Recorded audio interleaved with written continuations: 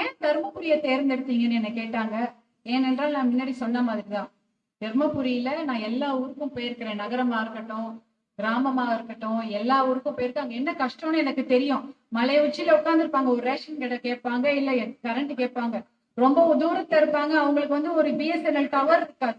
நம்ம எல்லாம் சாதாரணமா போன் எடுத்து அதுல உடனே வாட்ஸ்அப், இன்ஸ்டா எல்லாம் போறோம். ஆனா சில இடத்துல போன் பேசுறதுக்கு கூட டவர் இருக்காது. அதுக்கு கேட்டுருவாங்க. நான் என்னுடைய நாடாளுமன்ற உறுப்பினராக இருந்த மருத்துவர் அன்புமணி கிட்ட சொல்லுவேன், ஏங்க அந்த பிஎஸ்என்எல் டவர் கேட்டாங்களே, அந்த ஊருக்கு வாங்கி கொடுத்துட்டீங்களா அப்படின்னு. இல்ல 4 லெட்டர் போட்டிருக்கேன், 5வது லெட்டர்ல தான் வரும் போல இருக்கு அப்படின்னு.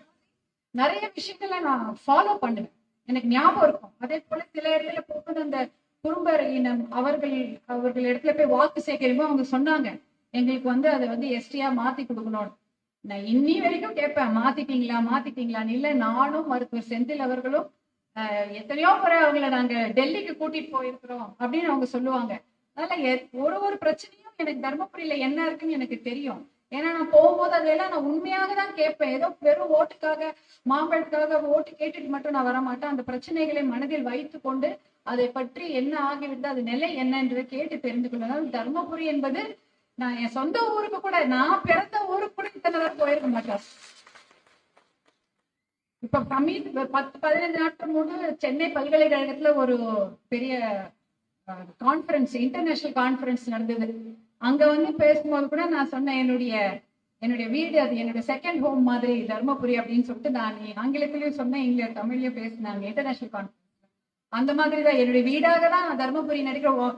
இந்த வீட்டு மகளாக தான் நான் நினைக்கிறேன். அந்த நின்று அப்புறம் எல்லாரும் கேட்டாங்க, உங்களுடைய குறிக்கோள் என்ன அப்படின்னாங்க. அவங்க கேட்கவே இல்லை, அதுக்கு முன்னாடியே நானே சொல்லிட்டேன் என்ன என்னோட குறிக்கோள் சொல்லிட்டு.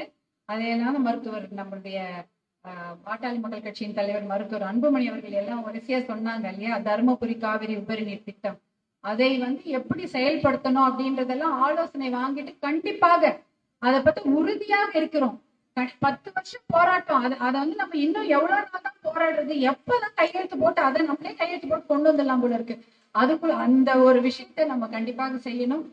அந்த மாதிரி ஒரு காவிரி உபரிநீர் திட்டத்தை எப்படி கொண்டு வருவது என்பதை பற்றியெல்லாம் எனக்கு நிறைய கைடன்ஸ் தேவைப்படுகிறது. அதெல்லாம் உங்களிடம் பெற்றுக்கொண்டு கண்டிப்பாக அதை நாம் நிறைவேற்ற வேண்டும். அதே போல இந்த சிப்காட் வளர்வதற்கு நம்முடைய சட்டமன்ற உறுப்பினர்கள் எவ்வளவு போராட்டம் வர வேண்டும். அப்படி வந்தா நம்ம மாவட்டத்துக்கு அது ஒரு மிகப்பெரிய பொருளாதார வளர்ச்சியாகத்தான் இருக்கும். அந்த பொருளாதார வளர்ச்சி இருந்தா இங்க இருக்கிற நில உரிமையாளர்கள் பக்கத்து ஊர்ல போய் வேலை செய்ய வேண்டிய அவசியமே கிடையாது.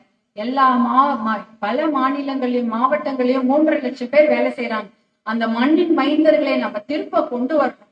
அவங்க சொந்த ஊரை விட்டு அவங்க போயிருக்காங்கன்னா அது எப்பேற்பட்ட கொடுமை. அவங்க வளர்ந்த ஊர், அவங்க சாமி கும்பிட்ட இடம், அவங்க சொந்தக்காரங்க எல்லாம் விட்டுட்டு எங்கேயோ வேலை செய்யறாங்க. அவர்களெல்லாம் நாம் திரும்பி கொண்டு வர வேண்டும். இங்க இருக்கவங்களுக்கு வேலை வாய்ப்பு வழங்க வேண்டும். இங்க இருக்கிற படித்த பெண்கள், வேலை செய்ய தயாராக இருக்கக்கூடிய இளைஞர்களுக்கு எல்லாம் வேலை வாய்ப்பு வழங்க சிப்காட் வளாகம் அமைய வேண்டும். அதே போல இங்க விளையக்கூடிய விளைபொருட்களான மாம்பழம், புளி, அப்புறம் இந்த தக்காளி தான் மெயின். தக்காளி அதை மதிப்பு கூட்டி எப்படி செய்வது, அதை குளிர்பதன கிடங்குகளில் அதை பாதுகாத்து அதை விற்பனை செய்வது போன்ற இத்தனை விஷயம் கடின உழைப்பு கண்டிப்பாக இருக்கும். நான் கொடுக்கக்கூடிய வாக்குறுதிக்கு நான் மட்டுமல்ல, உங்களுடைய கைடன்ஸ் எனக்கு ரொம்ப தேவை. நம்ம மருத்துவர் ஐயாவுடைய எப்பயுமே அவர் ஒரு வாக்குறுதி கொடுத்தாருன்னா அதை அவர் கண்டிப்பா அதை நிறைவேற்றுவாரு. அதனால அந்த பயம் எனக்குள்ள இருக்கு.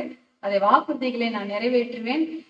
மருத்துவர் அன்புமணி அவர்களோட துணையா இருக்கிறாங்க. அவங்க எனக்கு எல்லாமே இதெல்லாம் ஏற்கனவே எனக்கு தெரிஞ்ச விஷயங்களை நான் எப்படி முடிக்க வேண்டும். இவர்கள் ஆரம்பித்த மேடையில இருக்கவங்க அத்தனை பேரும் எல்லா வேலையும் செஞ்சிருக்காங்க. அதை நம்ம நிறைவேற்றி கொடுக்கணும் என்றுதான் என்னுடைய வாக்குறுதியாக நான் சொல்றேன். அதனால தர்மபுரி நாடாளுமன்ற தொகுதியில் வேட்பாளராக போட்டியிடும் எனக்கு நீங்கள் அனைவரும் பேராதரவு அளித்து மாம்பழம் சின்னத்தில் வாக்களித்து என்னை வெற்றி பெற செய்யுமாறு அன்போடு கேட்டுக்கொள்கிறேன்.